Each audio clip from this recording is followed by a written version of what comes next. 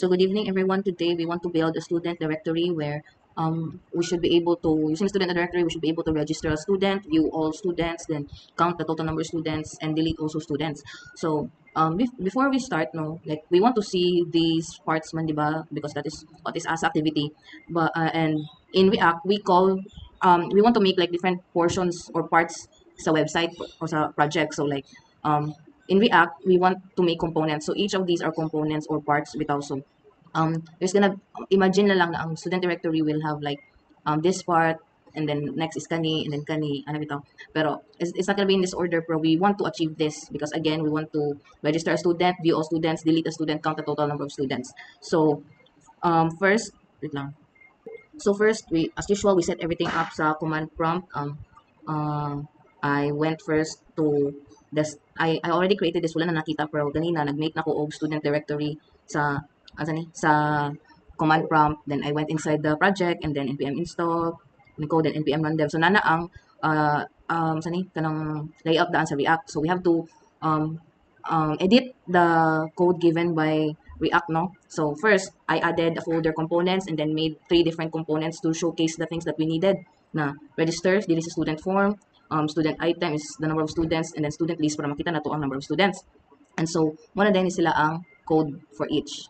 And I will explain them one by one. So, the very first file where React runs is the main.jsx. And so, we want to import React from React. And then, because we're using React and then we import React DOM because it displays React on the web page and then app because app is our main component and then index.css is for the index para sa design and everything. And then sa app.jsx, this is the parent component. Then diri magsugod tanan. At the top, we see kaning use state from React because our application needs to remember students and kailangan man yung mag siya render good. So use state gives React memory and then kanina yung na line student form it's like telling it it's like we're saying now we want to use student form and same goes for student list there is so this is for the app na and then um uh so we use this because diri naka-store ang all students and naa siya ingani because wala pa at first wala pa may sulod ang students so kay we have to put information about the students pa and so um kadugayan dayon because the more na we add students using the kaning mga using sa students form kadugayan mo appear na dayon dire inside ang mga students so kani siya na part dire mo ni ang mag-update sa array and then every time we call it mo makita din siya sa webpage na kanang mo mag-enter na taog information sa students. And then, again, same goes with this. Kani, opposite. Delete mo ni siya ang delete if ever we click the delete student button. Kani lang siya kay sa form. And then, kani, when we see na the student, pang delete. And then, kay diri man ang mga functions and then also like to show the student directory, no? Like the main page, yun. Dili siya ko each component. It's the for the entire page. And then, what else? Lang. So, to be specific kanina part, di ba, ang app.jsx is our parent, so to gani, parent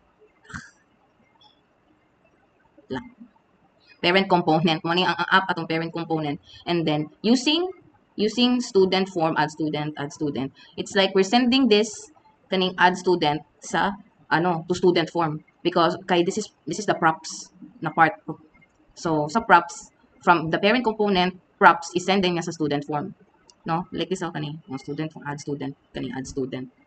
So, next, sa delete, student list, kani, we're sending duha ka props. Kani, isa sa students, to add students, and then delete student if we're gonna delete students.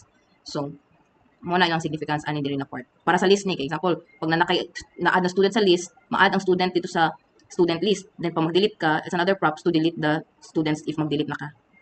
So, this is now our student form. And here, again, props, butan natin pa sa add student dito sa app.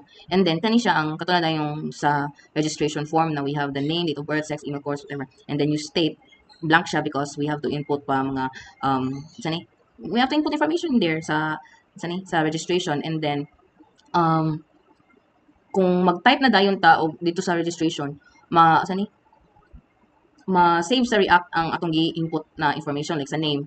Pag butang nimo, enter sa student's name, syempre ma-change na ang nakasulat into whatever you input there. So it applies to every single tapos it's basically just like kani ang ano.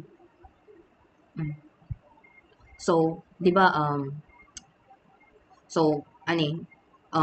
even though we have these codes na for the inputting information, there's also like kaning in between the codes that helps us kanang pag set forward sa functions, no? So for example, nagbutang na ka og example you submitted before that dere this is first put there kay para kanang unsa ni dili mag-refresh ang page, and then if ever someone not input any information bahala pag one or two is missing, it will alert na please fill in all fields. It's because of this like condition na if kani or kana dili i-enter kung wala na input all fields, and then dili na part this is where we build now an object.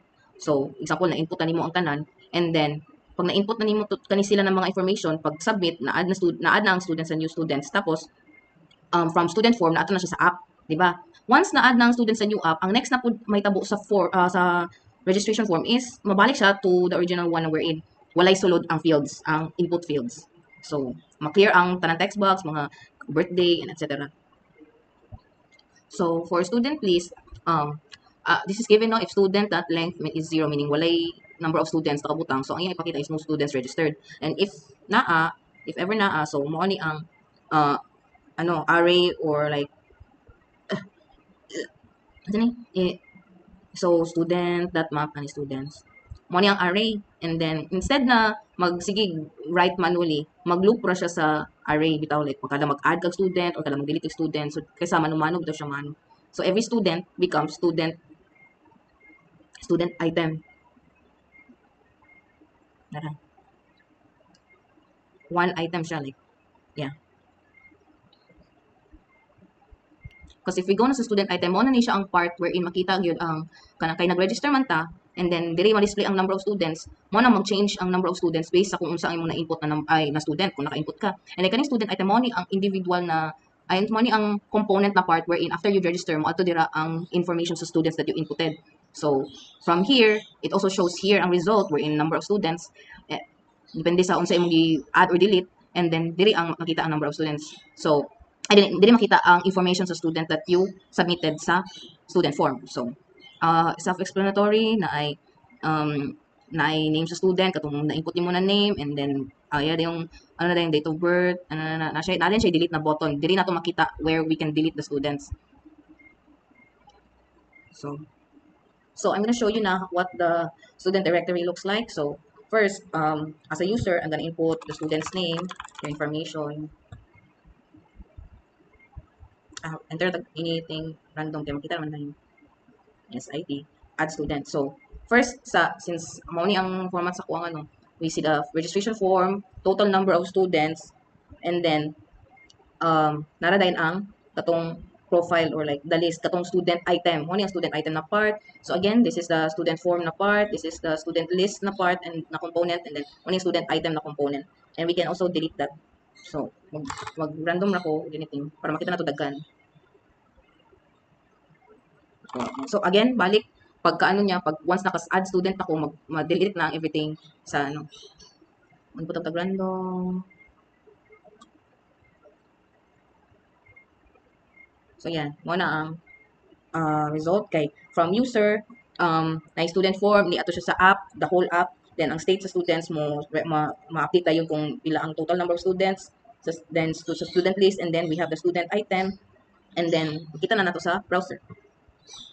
So hopefully, we are able to show, we're able to get our objectives, which is to register students, view all students, total number of students, and we're also able to delete students. That's it. Thank you for watching.